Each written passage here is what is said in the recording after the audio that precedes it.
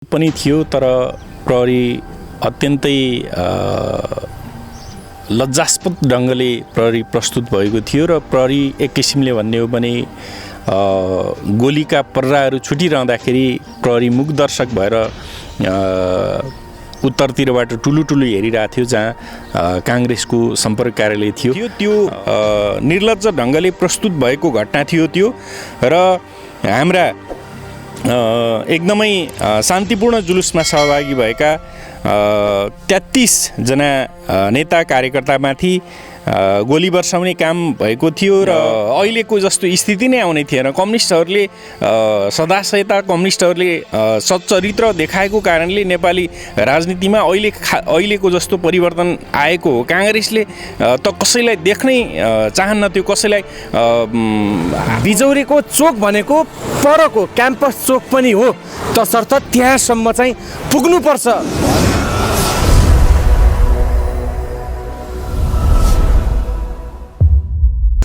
दर्शकवृन्द नमस्कार, हामी यति बेला दाङको बिजौरी भन्ने स्थानबाट बोलिरहेका छौँ। दर्शकवृन्द 2051 साल कार्तिकको 17 गते जति बेला नेपालमा मध्यावधि निर्वाचनको माहौल तातेको थियो, तत्कालीन नेकपा एमाले र नेपाली काङ्ग्रेस लगायत अन्य दलहरू मध्यावधि निर्वाचनमा होमिएका थिए र त्यही समय हो जति बेला श्रम तथा यातायात मन्त्री स्वर्गीय खुमबहादुर खड्काको प्रत्यक्ष नेतृत्वमा बिजौरीमा गोलीकाण्ड चल्यो भनेर तत्कालीन नेकपा एमाले आरोप लगायो र त्यति बेलाको निर्वाचन समेत नेकपा एमालेको पक्षमा पर्न गयो।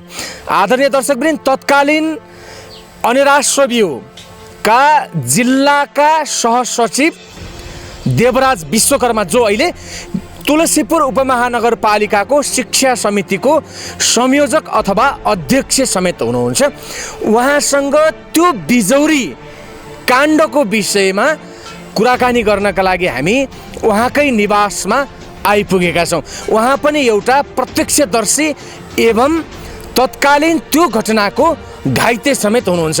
भनिन्छ नेपाली काङ्ग्रेसले सत्ताको आडमा त्यति बेला गोलीकाण्ड मचाएको थियो भनेर अहिलेको नेकपाले आरोप लगाइरहेको छ भने त्यति बेला प्रभोग कसले गरेको थियो? किन भन्दाखेरि एक दिन अगाडि तत्कालीन नेकपा एमालेका कार्यकर्ताहरूले नेपाली काङ्ग्रेसको शान्तिपूर्ण जुलुसमा आक्रमण समेत गरेर नेपाली काङ्ग्रेसको र्यालीलाई तित्तर-बित्तर समेत पारेको थियो भनेर नेपाली काङ्ग्रेसले भनिरहेको छ भने त्योभन्दा एक दिन अघिल्लो दिन तत्कालीन नेकपा एमालेका कार्यकर्ताहरूमाथि नेपाली काङ्ग्रेसका कार्यकर्ताहरूले अनाहकमा आक्रमण गरेका थिए भनेर भनिन्छ।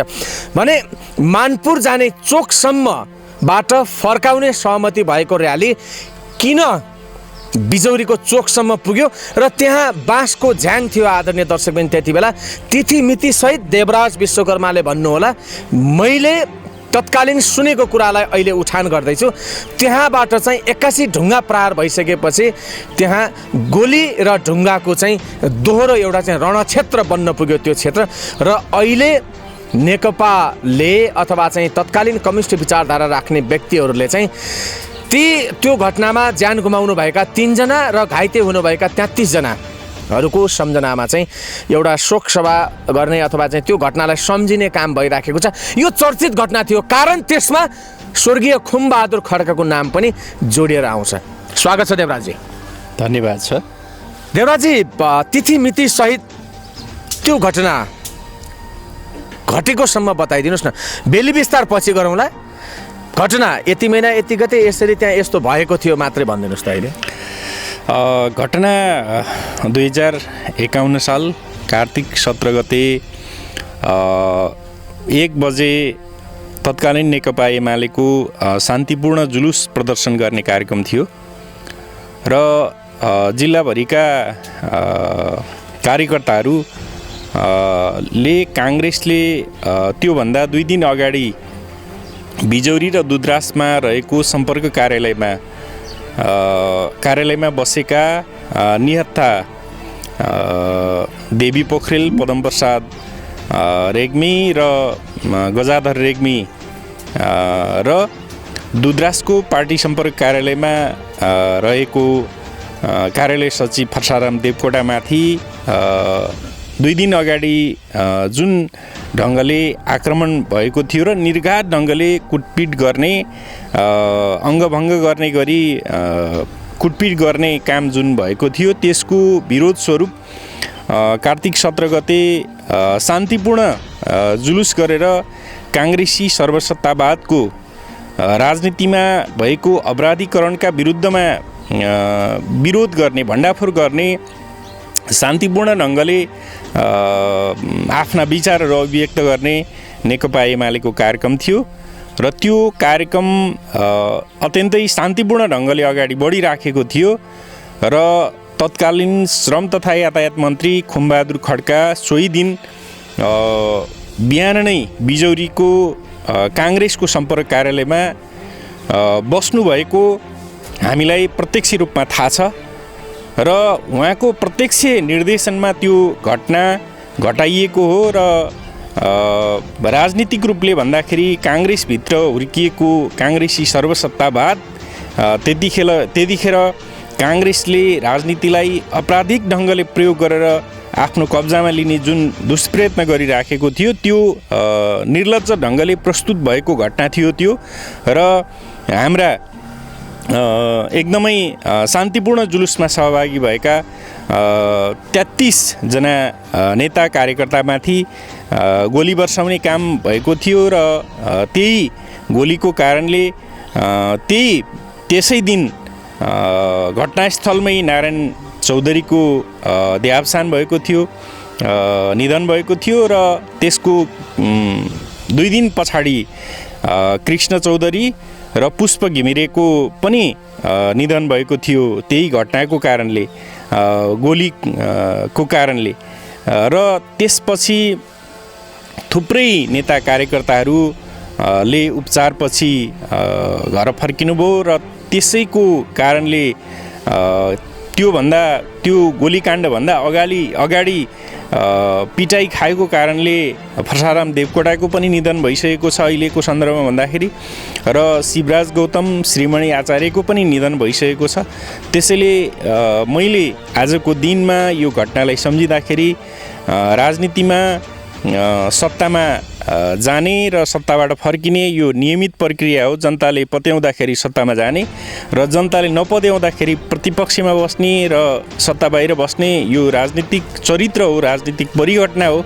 यसलाई सामान्य रूपमा लिनुपर्छ र जोसुकै पनि सत्तामा जाँदाखेरि सत्ताको उन्मादले मात्तिने, अहङ्कारपूर्ण व्यवहार गर्ने त्यस्तो खालको प्रवृत्ति गर्न हुँदैन। र त्यो घटनाले सिकाएको पाठ भनेको के हो भन्दाखेरि राजनीतिमा भएका र त्यो घटनालाई तपाईहरुले हिजो 17 गते एउटा कार्यक्रम गरेर सम्झिनुभयो? हो, अवश्य पनि सम्झिनुभयो। सो देवराजी, अब अलिकति जसरी हाम्रो दर्शकवृन्दहरूले हेरिरहनु भएको छ घटना के थियो भन्ने कुरा चाहिँ तपाईले अलिकति इलाबोरेट गर्नुभयो। अब अलिकति तिथिमिति सहित जाउँ है, अलि विस्तारमै जाउँ क्या, किनभने तपाईँ यो सर्वत्र चासोको विषय छ। वास्तवमा के हो त भन्ने छ भने भोलि बिहान तपाईँले पनि झुट नबोलिदिनुहोस् भन्ने म आशा राख्छु है। वास्तवमा त्यहाँ जे भएको थियो तपाईँले त्यही बोल्नुहुन्छ भन्ने चाहिँ निष्ठावान तपाईँ चाहिँ किसान नेता भएको कारणले हाम्रो पहिलो रोजाइमा तपाईँ पर्नु भएको होइन। अब जस्तो 2 दिन अगाडिको कुरा गरौँ, सबैभन्दा पहिला कार्तिकको महिना थियो, मध्यावधि निर्वाचनको चाहिँ एउटा राजनीतिक गरम वातावरण चाहिँ सिर्जना भएको थियो। आफ्नो पक्षमा निर्वाचन जित्नका लागि चाहिँ अनेक हत्कण्डाहरू चाहिँ सबै पार्टीले अपनाइरहेका थिए। त्यो त साँचो हो। अवश्य भेला जुलुस कार्यकर्ताहरूलाई प्रशिक्षणदेखि लिएर भोट माग्ने कार्यक्रम जारी थियो भने त्यो बेला चाहिँ अलिकति कम्युनिस्ट तुष्टिकरण र कम्युनिस्टले नेपाली काङ्ग्रेसप्रतिको जुन तुष्टिकरणको चाहिँ एउटा घृणाको राजनीति पनि अहिलेको भन्दा दोब्बरै थियो भन्ने मान्न सकिन्छ। त्यति बेला गलत, त्यो कुरा सरासर गलत। मैलेसम्म के बुझेको भने त्यति बेला चाहिँ पानी बाराबारको स्थिति, अथवा चाहिँ एमालेको छोरी चाहिँ काङ्ग्रेसले नलाने, काङ्ग्रेसको छोरी भनौँ न त्यो लेभलसम्मको चाहिँ घृणा थियो भन्ने सुनिन्छ। त्यो हो कि होइन? राजनीतिक चरित्र हावी थिएन, पूर्वाग्रहको भावना व्याप्त थियो। हामी राजनीतिक संस्कारलाई पूर्ण रूपमा अवलम्बन नगरिराखेको नेपाली समाज थियो र त्यो तपाईँले भने जस्तो पानी बारको स्थिति एक किसिमले भन्ने हो भने काङ्ग्रेसको चरित्रको कारणले उत्पन्न भएको थियो कि जनताको मत हामीले प्राप्त गरिसकेपछि अर्थात् 48 सालमा जनताले काङ्ग्रेसलाई भोट दिएर जिताए। त्यसपछि काङ्ग्रेसमा पलाएको सर्वसत्तावाद यस्तोसम्म थियो कि कम्युनिस्टहरूले आफ्नो सङ्गठन गर्ने आफ्नो विचार जनताको बिचमा लैजान सक्ने खालको परिस्थिति नै थिएन। त्यसकारणले काङ्ग्रेसका विपक्षमा अथवा काङ्ग्रेसले गरे जस्तो गरेको भए त अहिलेको जस्तो स्थिति नै आउने थिएन। कम्युनिस्टहरूले सदाशयता कम्युनिस्टहरूले सच्चरित्र देखाएको कारणले नेपाली राजनीतिमा अहिलेको जस्तो परिवर्तन आएको हो। काङ्ग्रेसले त कसैलाई देख्नै चाहन्नथ्यो, कसैलाई आफ्नो भावना, आफ्नो स्वतन्त्रता, आफ्नो अधिकार प्रयोग गर्नै दिन चाहन्नथ्यो। भनेपछि त्यो बेला तपाईँहरूमाथि पनि के आरोप छ भन्दाखेरि जस्तो तत्कालीन समयमा सर्वहारा वर्गको चाहिँ एउटा नेतृत्व गर्छु भन्ने हिसाबले चाहिँ एक प्रकारले गुण्डाहरूको झुन्ड चाहिँ खेर्यो एमाले भन्ने पनि नेपाली काङ्ग्रेसको आरोप चाहिँ छ। गलत कुरा। गुण्डाहरू कसले खेर्यो भन्ने त जगजाहेर नै छ नि। गुण्डाहरू नेकपा एमाले, त्यतिखेरको नेकपा एमाले खेरेको भए त गुण्डाहरूले जित्थ्यो होला नि त। सर्वसाधारण निहत्था कार्यकर्ता, आफ्नो आवाज बुलन्द गर्ने योजनाका साथ खेरिएका कार्यकर्ताहरूले काङ्ग्रेसको हुल्लुज्जत अथवा काङ्ग्रेसको सर्वसत्तावादी चरित्र स्वरूप प्रकट भएको गोलीकाण्ड त्यो त दुनियाँले थाहा पाएको कुरा छ, सबैले देखेका। देवराजी ठिक छ, यो विषयलाई पनि जोड्दै जाउँला। हामी तपाईँसँग त्यो विषयको सम्पूर्ण जानकारी लिन आएका हौँ। यस्तो नेपाली काङ्ग्रेसका कार्यकर्ताहरूले तपाईँले अघि के भन्नुभयो भने फर्साराम देवकोटा लगायत देवी पोखरेल र अर्को एकजना व्यक्ति, तपाईँले नाम लिनुहोस्, उहाँहरूलाई चाहिँ दूतराजको सम्पर्क कार्यालय र बिजौरीको सम्पर्क कार्यालयमा कुटियो भन्नुभयो पहिला। मतलब यो घटनाको जड एक प्रकारले त्यहाँबाट सुरुवात भएको जस्तो देखिन्छ। यो कति गतेको र त्यो घटना कसरी भएको थियो त्यो बताइदिनुहोस् त अलिकति।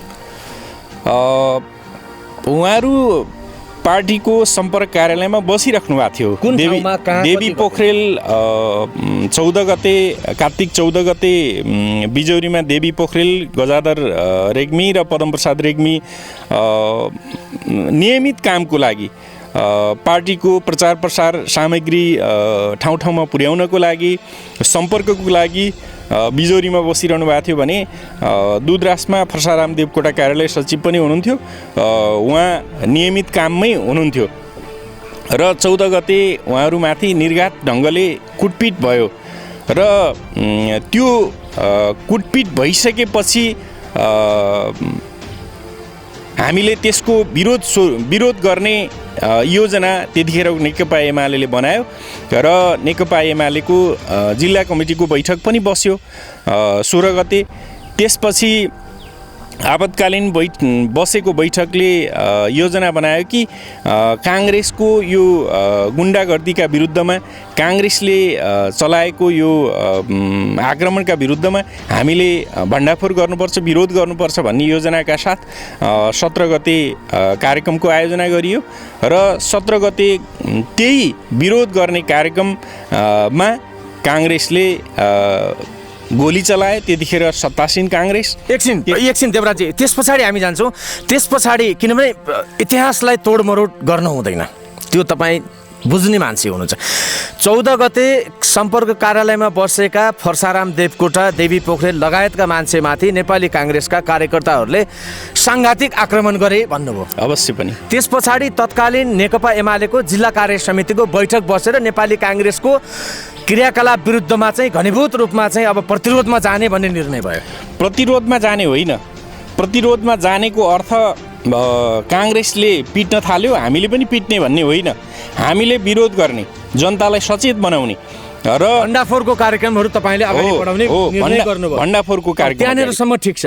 त्यस पछाडि मलाई लाग्छ 16 गते नेपाली काङ्ग्रेसले आयोजना गरेको र्यालीमा नेकपा एमालेका झुन्डहरूले फेरि आक्रमण गरेर नेपाली काङ्ग्रेसको र्यालीलाई तितरबितर गरियो, मतलब त्यो घटनालाई प्रोभोक गर्ने काम चाहिँ नेकपा एमाले नै गरेको हो भन्ने छ। त्यो घटना बताइदिनु। गलत कुरा हो त्यो।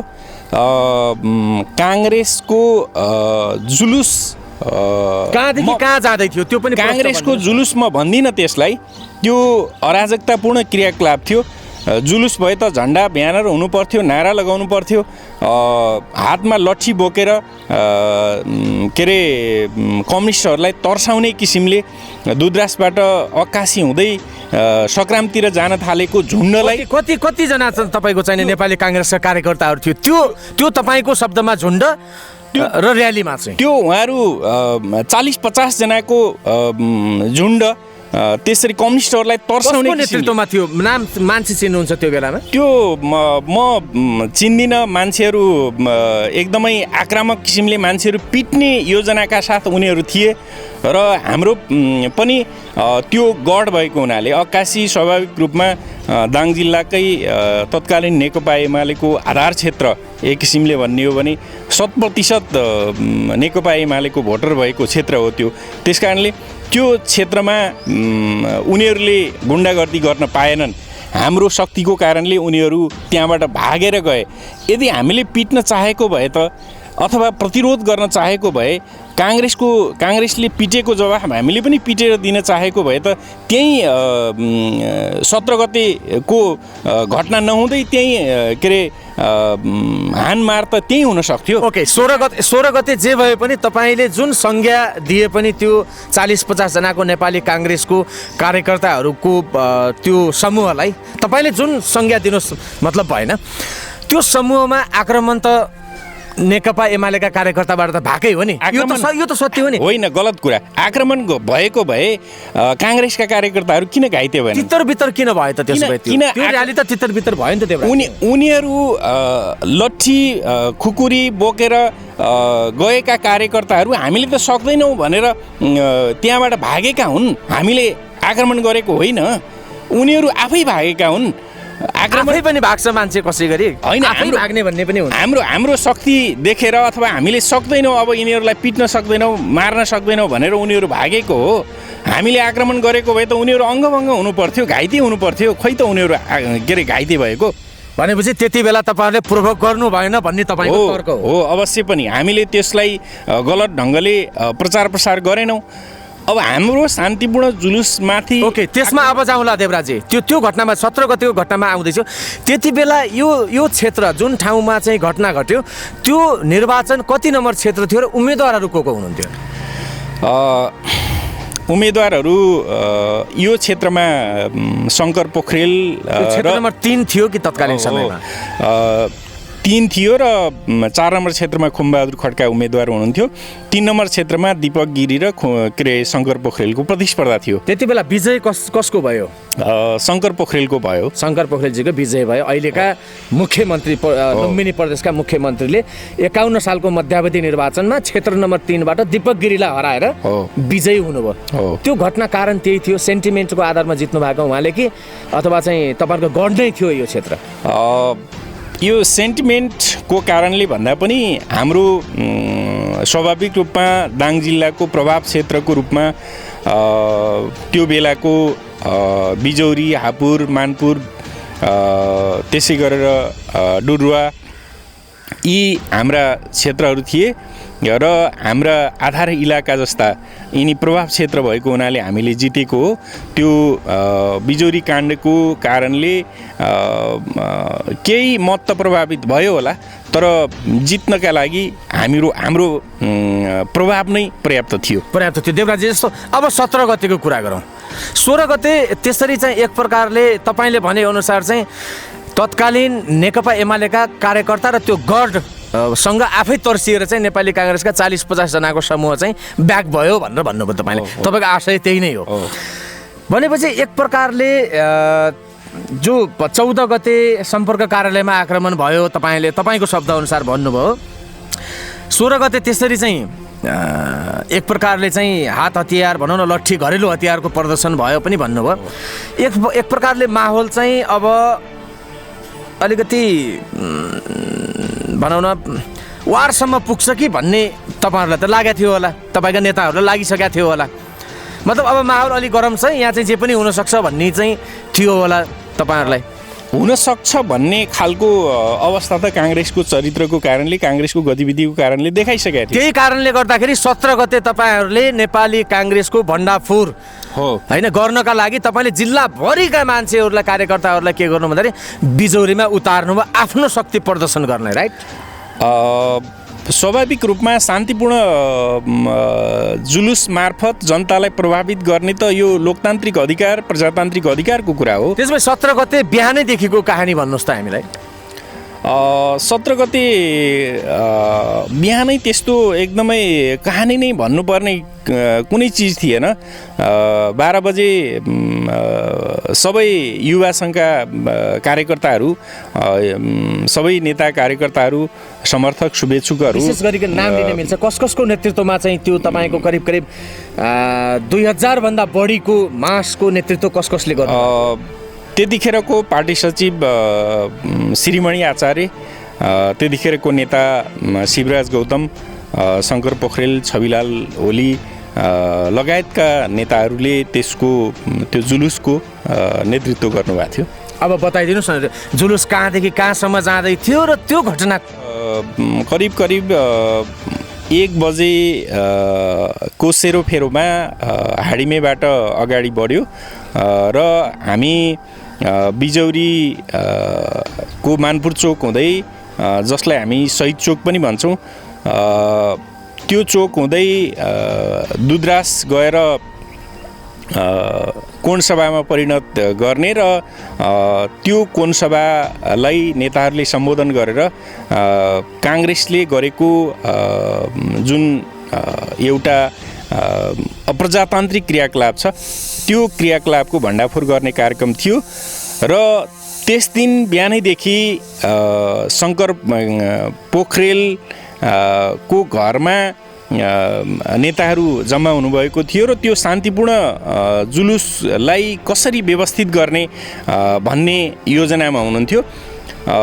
त्यसै दिन नेपाली काङ्ग्रेस रोके 14 गतेदेखि जो सिम्टम देखिरहेको थियो नि त, एमालेका कार्यकर्ताहरूले कुटाइ खानु भइरहेको थियो भन्ने तपाईँले भन्नुभयो।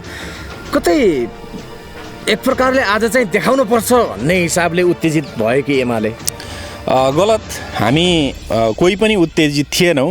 हामी सबै सचेत कार्यकर्ता थियौँ, सबै संयमित पनि थियौँ कि हाम्रा हक अधिकारहरूलाई शान्तिपूर्ण ढङ्गले प्रयोग गर्नुपर्छ र जनताहरूलाई सचेत बनाउनुपर्छ र नेकपा एमालेको पक्षमा जनमत सिर्जना गर्नुपर्छ भनेर हामी लागेका थियौँ। तरुण दललाई काउन्टर गर्नका लागि नेकपा एमाले स्थापना गरेको अथवा परिचालन गरेको अथवा एउटा चाहिँ भातृ सङ्गठनको रूपमा चाहिँ स्वीकार गरेको प्रजातान्त्रिक राष्ट्रिय युवा सङ्घको भूमिका त त्यति बेला त अलिकति प्रभावशाली नै रह्यो होला।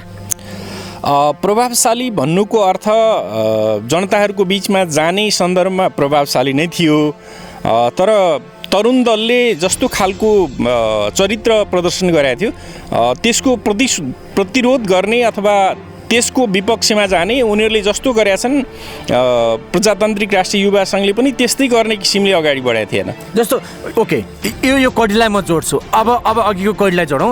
शङ्कर पोखरेल जीको घरबाट चाहिँ अब र्याली सुरु हुने र त्यो र्यालीलाई कसरी व्यवस्थापन गर्ने भन्नेमा तपाईँ हुनुहुन्थ्यो। त्यो र्याली मैले अघि पनि भनिसकेँ, त्यो र्याली शहीद चोक भएर घुमेर दुधरासतर्फ जाने योजना थियो र त्यस दिन बिहानैदेखि बिजौरीमा रहेको नेपाली काङ्ग्रेसको सम्पर्क कार्यालयमा तत्कालीन श्रम तथा यातायात मन्त्री खुमबहादुर खड्का सहितका जिल्लाभरिका नेताहरू त्यहाँ जम्मा भएको र बिहानैदेखि त्यहाँ एक किसिमको चहल पहल, स्वाभाविक रूपमा मन्त्री आएको ठाउँमा चहल पहल हुने नै भयो र त्यो हाम्रो योजना मानपुर चोकबाट घुम्ने योजनालाई बदलेर बजार त के अरे पल्लो चोकसम्म अथवा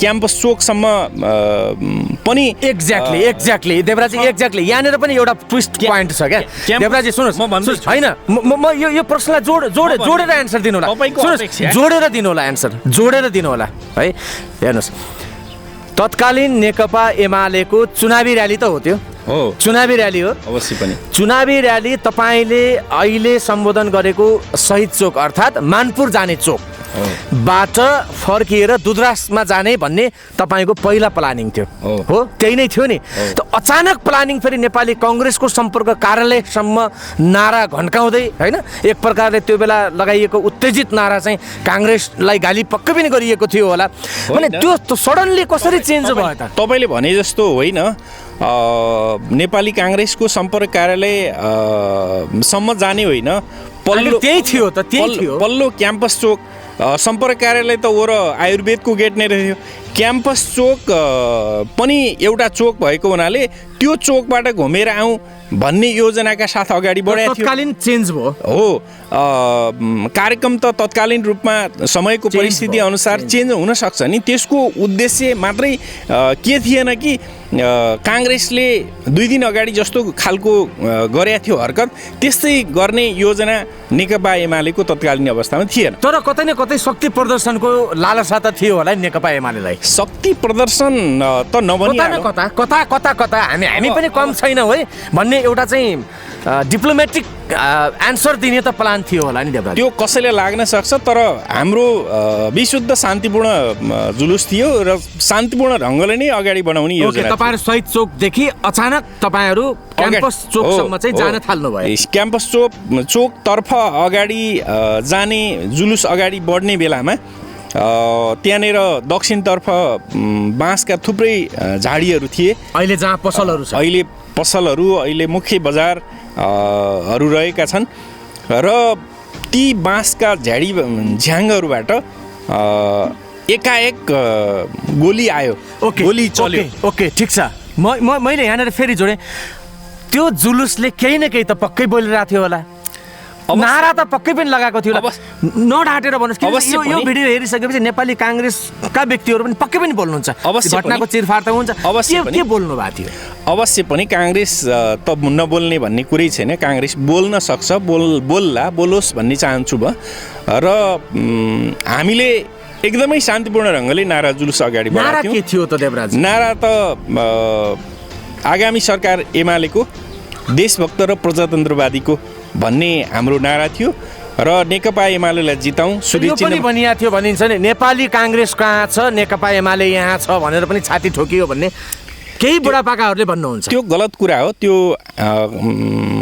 निर्धारित नारा कसैले पनि त्यो बाहेकको नारा लगाएको थिएन र म त्यतिखेरको अनिराज सुब्युको नेतृत्व तहमै रहेको एउटा कार्यकर्ता भएको हुनाले तपाईँ कति वर्ष हुनुहुन्थ्यो त्यो बेला म त्यतिखेर 19 वर्षको थिएँ र 19 वर्षको मान्छे त एक किसिमले परिपक्व भइसकेका हुन्छ नि त्यसैले यसमा के अरे तोडमरोड गर्नुपर्ने अथवा अन्यथा भन्नुपर्ने अन्यथा लिनुपर्ने कुरै छैन हामी शान्तिपूर्ण ढङ्गले अगाडि बढेका थियौँ दक्षिणतिर भएको बाँसका झ्याङहरूबाट एकाएक गोली आयो गोली चल्यो निरन्तर रूपमा एक किसिमले भन्ने हो भने त्यो रणभूमि जस्तै भयो बिजौरी र गोली चलाउने मान्छेहरूलाई देख्नुभयो तपाईँहरूले प्रत्यक्ष देख्नुभयो कि झाडीबाट ड्याङ आइराखेको थियो मैले एकजना मान्छे चाहिँ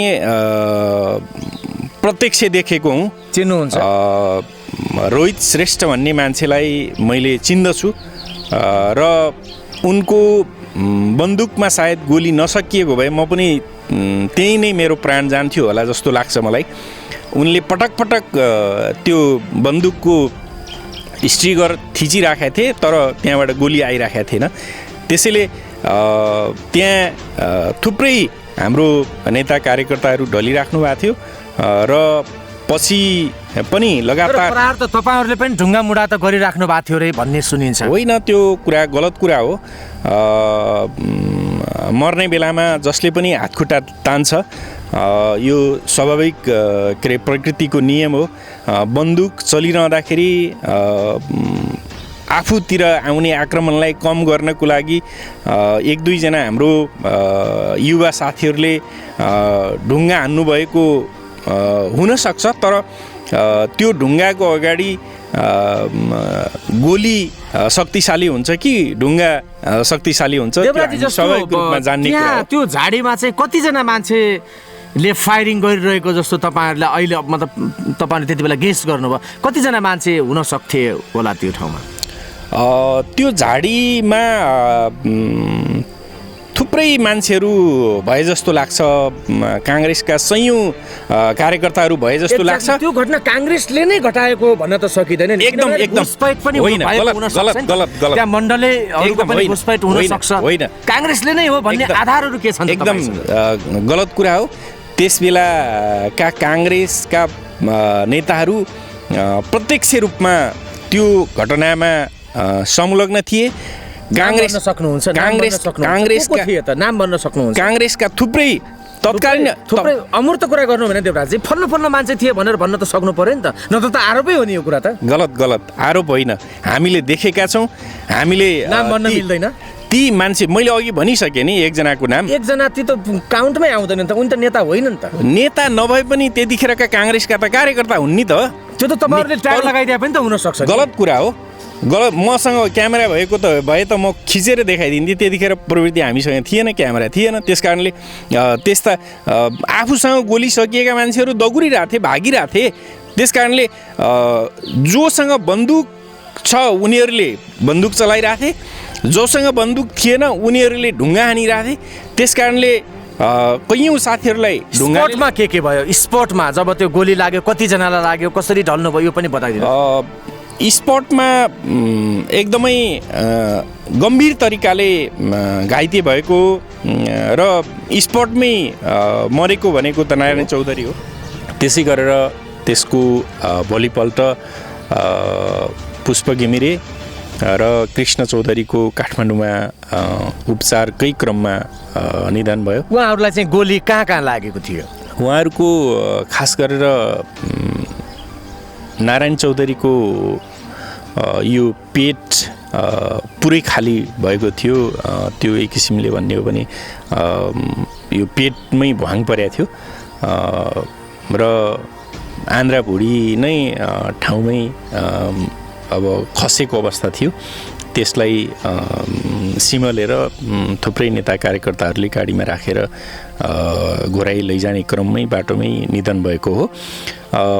त्यसै गरेर पुष्प घिमिरे र कृष्ण चौधरीको पनि छातीमा गोली लागेको थियो, टाउकोमा पनि गोली लागेको थियो। त्यस कारणले उहाँहरूको निधन भयो।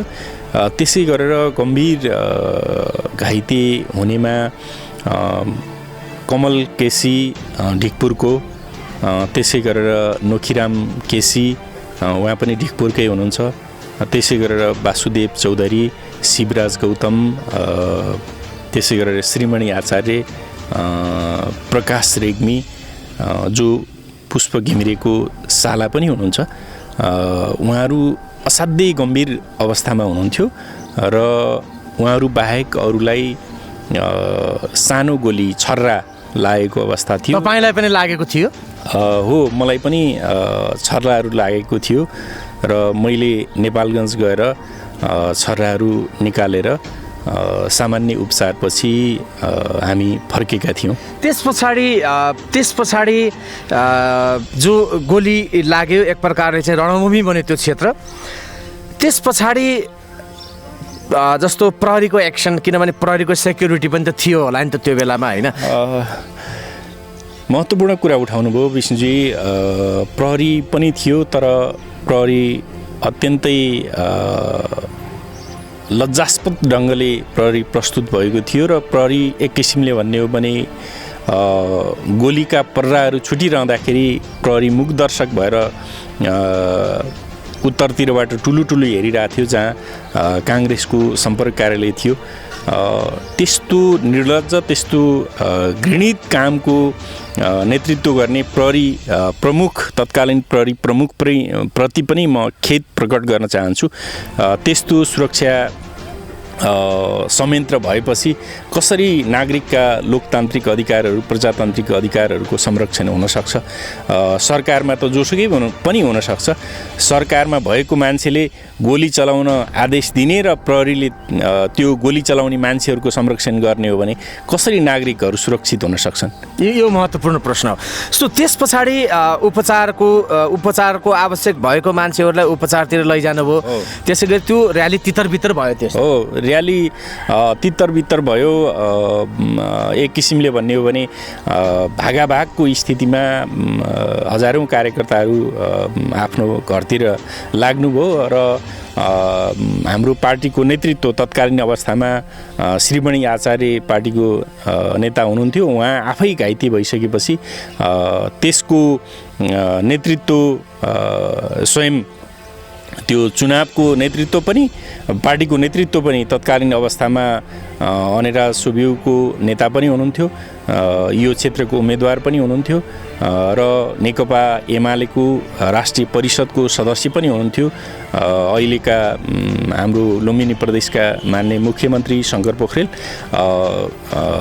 जिल्लाभरिको चुनावी कामको नेतृत्व पनि उहाँले सम्हाल्नुभयो र आफ्नो क्षेत्रको नेतृत्व पनि उहाँले सम्हाल्नुभयो र सम्पूर्ण पार्टी पङ्क्तिलाई एकताबद्ध बनाएर चुनावमा होम्ने कामको नेतृत्व कमरेड शङ्कर पोखरेल जो हाम्रो मुख्यमन्त्री हुनुहुन्छ उहाँले गर्नुभयो। भने त्यस पछाडि किनभने तपाईँका 14 गते कार्तिकको 14 गते फर्साराम देवकोटा लगायत 3जना व्यक्तिलाई कुटपिट गर्दाखेरि तत्कालीन नेकपा एमालेको जिल्ला कार्य समितिको बैठक बसेर भण्डाफोरसम्म गर्ने निर्णय गर्ने पार्टीले त्यो गोलीकाण्ड भइसकेपछि फेरि तपाईँहरूको प्रतिरोधात्मक कुनै निर्णयहरू गर्न सक्नु भएन, तपाईँहरू किन ब्याक हुनुभयो त?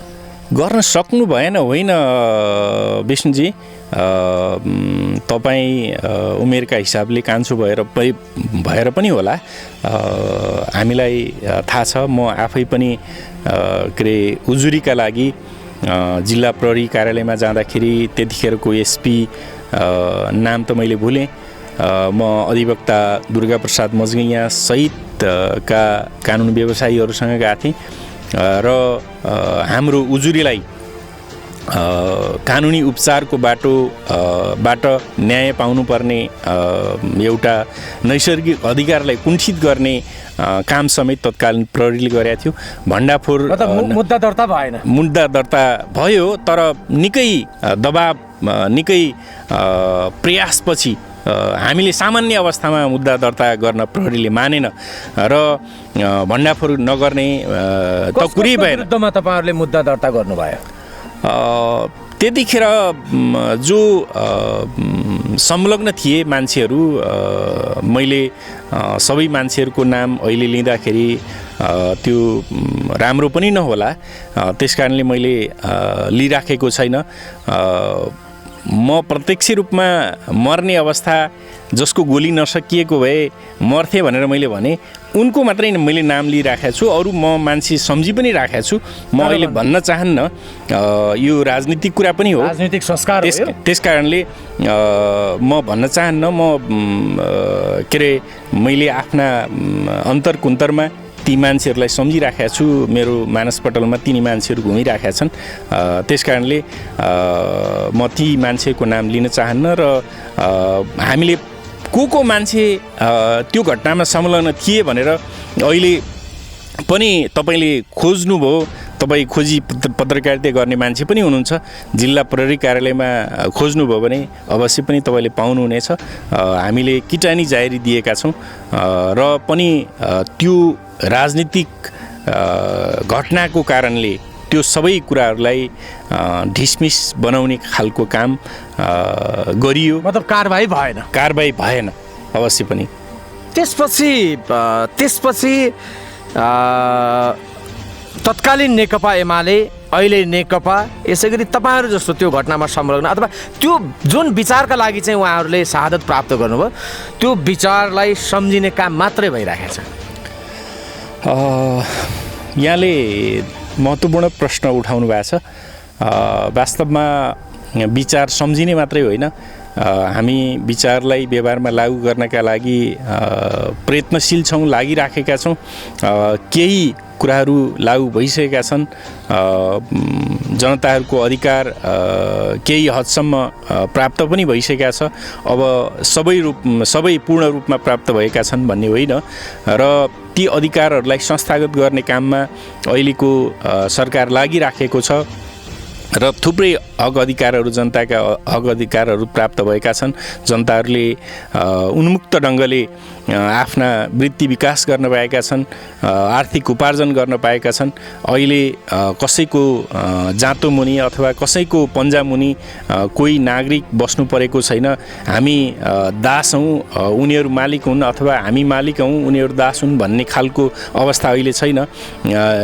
ती शहीदहरूले बगाएको रगतको कारणले यो खालको परिस्थिति निम्तिएको छ। त्यसैले हक अधिकारहरू प्राप्त भएनन्, पार्टीले त्यो काम गरेन भन्ने होइन। पार्टीले त्यो काम गरिराखेको छ र जनताका अधिकारहरू प्राप्त भइराखेका छन् भन्ने तपाईँहरूलाई लाग्छ। सो देवराजी, ती व्यक्तिहरूको फेस नाम मानसपटलमा घुमिरहँदा तपाईँले जुन राजनीतिक दलको विचारमा आस्था राख्नुहुन्छ त्यो दल अहिले सर्वशक्तिमान भनौँ न एउटा चाहिँ भएर पार्टी सरकार पनि सञ्चालन गरिरहेको अवस्था छ। लाग्छ ती व्यक्तिहरूप्रति कहिले आग्रह पूर्वाग्रह राखौँ भन्ने त्यस्तो लाग्छ? लाग्दैन। हामी राजनीतिक चरित्रका मान्छे हौँ। त्यसैले राजनीतिमा थाई दुश्मन पनि हुँदैन, थाई मित्र पनि हुँदैन। तर ज्यान त गुमाए त फेरि तीनजना। त्यसैले राजनीतिक रूपले भन्दाखेरि अहिले काङ्ग्रेस प्रतिपक्षमा छ र काङ्ग्रेसले तत्कालीन अवस्थामा जुन खालको हरकत गर्यो, जुन खालको कुराजनीतिक संस्कार प्रदर्शन गर्यो, त्यसका प्रति मात्रै हामीले खेद प्रकट गर्न चाहन्छौँ, त्यसको भण्डाफोर गर्न चाहन्छौँ। त्यस्तो चरित्र हामी दोहोऱ्याउन चाहन्नौँ र शहीदहरूले देखाएको बाटो अथवा शहीदहरूले देखाएको सन्देश हामीले अवलम्बन गर्नुपर्छ र अवश्य पनि शहीदहरूले जसरी हामीलाई अभिप्रेरित गरिरहनु भएको छ त्यसरी नै हामी अगाडि बढ्नुपर्छ र हिजो त्यस्तो व्यवहार प्रदर्शन गर्ने काङ्ग्रेस का मित्रहरूप्रति दया लाग्छ। म पूर्वाग्रह राख्न चाहन्न र राखेको छैन। केही भन्न चाहनुहुन्छ अन्तिममा त्यो घटनालाई लिएर? त्यो घटनाको कारणले त्यो घटनामा जनताहरूले तत्कालीन नेकपा एमालेमा आस्था राख्ने सयौँ हजारौँ जनता, कार्यकर्ता, समर्थक, शुभेच्छुकहरूले देखाएको अपार समर्थनको कारणले अहिले नेकपा यो अवस्थामा छ र जो नेता कार्यकर्ताहरूले बलिदान दिनुभयो उहाँहरूप्रति हार्दिक श्रद्धाञ्जली अर्पण गर्न चाहन्छु। जसले रगत बगाउनुभयो, जो घाइते हुनुभयो, उहाँहरू प्रति एकदमै उच्च सम्मान प्रकट गर्न चाहन्छु र यो नेपाली राजनीति र खास गरी दाङको राजनीतिमा भएको एउटा अत्यन्तै गम्भीर घटना हो र यसबाट हामी सबैले यतिसम्म कि म भन्न चाहन्छु काङ्ग्रेसले पनि सिकोस् कि सत्तामा गएपछि हामीले सत्तालाई दुरुपयोग गर्न हुँदैन भन्ने खालको पाठ काङ्ग्रेसले पनि सिकोस् र नेकपाले पनि सिक्नुपर्छ भन्ने म विचार। लास्ट क्वेसन, यस र नोमा जवाफ दिनु होला। त्यो घटनामा नेपाली काङ्ग्रेसका हैन प्रभावशाली नेता, तत्कालीन श्रम तथा यातायात नि श्रम तथा यातायात मन्त्री र पछि गृहमन्त्री समेत रहनुभएका स्वर्गीय खुमबहादुर खड्काकै प्रत्यक्ष नेतृत्व निर्देशनमा भनेर आरोप तपाईँहरूले लगाउनुहुन्छ, सत्य हो वा होइन? सत्य हो। उहाँ बिहान बिजौरी आउनुभएको हामीलाई थाहा छ र उहाँको गाडी दिनभरि नै हामीले जुलुस प्रदर्शन गरिरहँदाखेरि पनि काङ्ग्रेसको पार्टी कार्यालय अगाडि नै थियो। त्यसैले गाडी छोडेर अथवा सुरक्षा संयन्त्र छोडेर उहाँ अन्त कतै जानुभयो र उहाँले निर्देशन दिनु भएन भन्ने कुरा नै हुँदैन। उहाँले प्रत्यक्ष निर्देशन दिएको कारणले त्यो घटना भएको हो र यसमा लुकाउनु पर्ने छिपाउनु पर्ने र अथवा अहिले त उहाँ दिवंगत पनि भइसक्नु भएको छ, त्यस कारणले उहाँप्रति म धेरै कुरा गर्न चाहन्न। उहाँले जीवनमा गरेको एउटा गम्भीर गल्ती मध्येको एउटा बिजोरी हत्याकाण्ड पनि हो। तपाईँले यो बिजोरी हत्याकाण्डको विषयमा जति पनि स्टेटमेन्ट दिनुभयो अहिले मलाई, यो स्टेटमेन्टको सम्पूर्ण जिम्मेवारी लिनुहुन्छ नि? एकदमै लिन्छु। धन्यवाद हजुरलाई। दर्शकवृन्द, 2051 साल कार्तिकको 17 गते बिजौरीमा एउटा राजनैतिक घटना घट्यो र त्यो राजनैतिक घटना कसरी किन घट्यो अथवा घटाइएको थियो भन्ने सन्दर्भमा नेकपाका नेता देवराज विश्वकर्मासँगको एक्सक्लुसिभ कुराकानी तपाईँहरूको बिचमा हामीले पस्क्यौँ। यो देवराज विकले भनेको सम्पूर्ण कुराहरूलाई तपाईँले मन्थन गर्ने र सत्य के हो बुझ्ने बुझाउने तपाईँहरूको हातमा छ र उहाँले भनेको कुरालाई तपाईँहरूलाई कस्तो लागिरहेको छ। उहाँले झुट बोल्नु भएको छ भने झुट हो यो भनेर लेख्नुहोस्, र सही बोल्नु भएको छ भने सही हो भनेर पनि भन्नुहोस् भन्ने आग्रह गर्दै क्यामेरामा जीवन ओलीको साथमा म विष्णु कुमार देवकोटा आज्ञा चाहन्छु। नमस्कार।